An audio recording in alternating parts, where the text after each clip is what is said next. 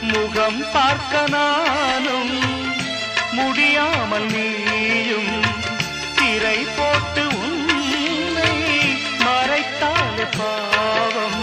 ஒரு முறையேனும் திருமுகம் காணும் வரம் தர வேண்டும். எனக்கு அது போதும். என்னை சேர